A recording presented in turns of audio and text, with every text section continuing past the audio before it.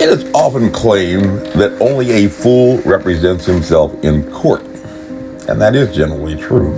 And in 2018, a plaintiff named Chris Sevier brought a novel claim in lawsuit against Congressman Alan Lowenthal and several others, the Democrat representative for the 47th District of California and the Ninth Circuit. And it was dismissed for lack of standing in the federal district court. It was an issue of interest, certainly to evangelical Christians and social conservatives, because Mr. Sevier sought the removal of the gay pride rainbow-colored flag from the halls and public access ways of federal legislative buildings. But describing the litigant's complaint, the court stated that it consisted largely of his views, Mr. Sevier's views, regarding homosexuality and criticisms of the Supreme Court's Obergefell decision. And he claimed that 4 members of the U.S. House of Representatives had allegedly authorized and installed one or more gay pride rainbow-colored flags in the hallways outside their offices, which he, Mr. Sevier, frequently encountered. And contrary to his religious worldview that homosexuality is obscene, immoral, and subversive to human flourishing. Moreover, he averred that he did not adhere to the defendant's particular religious orthodoxy, essentially framing a complaint regarding a violation of the Establishment Clause in the First Amendment, the First Liberty, and identifying a religious ideology of homosexuality itself, attributed to the members of Congress that he brought suit against. He contended that the homosexual church is the largest denomination of the overall church of Western expressive individualism, postmodern moral relativism, which posited that nobody's version of morality as a basis of law matters except for the private moral code that the adherent personally advocates. In Sevier's view, then, the gay pride flag is a religious symbol for the homosexual denomination of this larger sect, and its placement amounts to the defendant's members of Congress endorsement of a particular religion, hence an Establishment Clause claim. And Sevier argued that the public display of these flags allegedly treats different sects within the church of moral relativism with different degrees of favorability. An interesting argument. Adding to the novelty of this federal case, however, was the fact that Sevier was neither a social conservative nor an evangelical Christian. No, Sevier, in this very novel case, described himself as a member of a less popular sect of the Church of Moral Relativism, which he called the Machinist sect, a sex-based, self-asserted identity narrative in which he preferred to be married to an inanimate object. And for relief, he wanted the defendants to install a flag that represents people who identify as polygamists, machinists, zoophiles, and heterosexuals, looking out for everyone.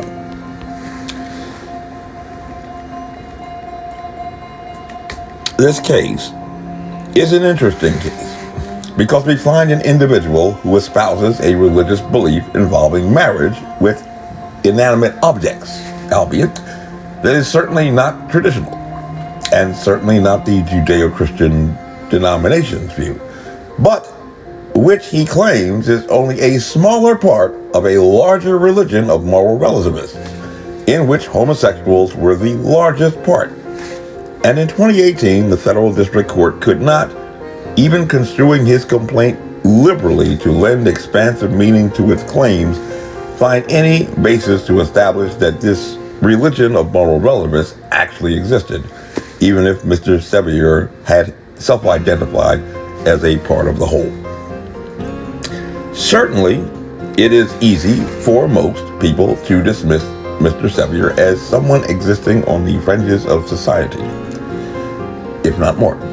But if someone like Sevier were instead to walk into a police station with a confession that he was a part of a larger criminal conspiracy and that he wanted to avenge the violation of his rights after being aggrieved, very rational, it might be evidence of at least probative value to an investigator, and Sevier's claims of a larger body of beliefs in moral relativism certainly align with many aspects of secular society, but most recently appeared amongst the source documents for facial coverings mandate imposed by Virginia Governor Ralph Northam, specifically Jeremy Howard's Face Masks Against COVID-19 and Evidence Review, published on May 13th, 2020, with interesting footnotes citing two things that have nothing to do with what they're supposed to mean in the body of the argument, and to Tricia Greenlod's Face Mask for the Public During the COVID-19 Crisis, published on April 9th, 2020, which begins with a quote from Wikipedia,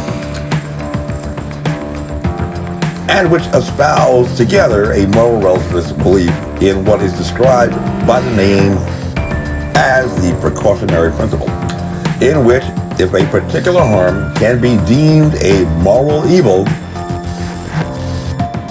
then essentially anything goes, throwing out ethics, morals, and even law, if they present an obstacle to what is determined to be, by the decision makers, good policy.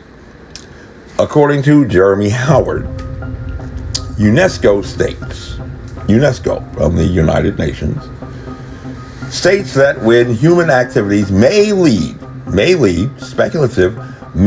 to morally unacceptable harm that is scientifically plausible, not definite, but plausible, but uncertain, action shall be taken to avoid or diminish that harm.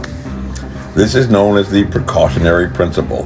The World Charter for Nature, which was adopted by the UN General Assembly in 1982, was the first international endorsement of the precautionary principle. It was implemented in an international treaty in the 1987 Montreal Protocol. The loss of life and economic destruction that has been seen already from COVID-19 is a morally unacceptable harm. The positive impact of public mask wearing on this is scientifically plausible, but uncertain. I say that again. This is the science upon which Governor Ralph Northam, a doctor, and his top medical officer, Dr. Oliver, Muhammad Norman Oliver, believe that the positive impact of public mask wearing on this is scientifically plausible, but uncertain. In Stanley v. Jordan, the United States Supreme Court made it very clear that our whole constitutional heritage rebels at the thought of giving government the power to control men's minds. Whatever the power of the state to control public dissemination of ideas inimical to the public morality, it cannot constitutionally premise legislation on the desirability of controlling a person's private thoughts. And the first question in litigation regarding a mandate to wear facial coverings that do not provide medical grade protection in Virginia is why the nation's only physician serving as a state governor did not rely upon any scientific research to establish that even a bandana, as he has claimed, is effective against infection from a novel coronavirus, a microbial particle measuring less than 1 micron, and the droplets in which it is contained, estimated to be up to 4,000 in each droplet when exiting a person's nose or mouth in a cough or sneeze, and each droplet potentially containing up to 200 million virus particles. And the simple answer is that in 2010, looking ahead to a possible pandemic crisis that might occur in the future, and a need to provide protection from the pandemonium panicked general public while enforcing a strategy to preserve medical grade personal protective equipment for essential persons engaged in the public health professions, using the best testing equipment in the industry, a Model 8130 automatic filter tester, and weighting the test for the most favorable outcome. The National Institute for Occupational Safety and Health, NIOSH, could not identify any alternative to provide to the pandemonium panicked general public in pandemic. Not even one. And certainly Dr. Anthony Fauci, who used to recommend facial coverings only for those who are infected to assist in deterring the spread of their infection, relying on the hydrophilic qualities of a fabric mask to absorb at least some of the contaminated droplets being expelled into the air, was aware of this, as well as Doctors Ralph Northam and Mohammed Norman Oliver, the State Health Commissioner, albeit a graduate of a college that did not require a college entrance exam. This reliance on a United Nations precautionary principle doctrine, which incidentally has been rejected by American courts, becomes more problematic from the Establishment Clause perspective because it assumes to the government the duties ascribed to the extra republic in James Madison Federalist Number 53.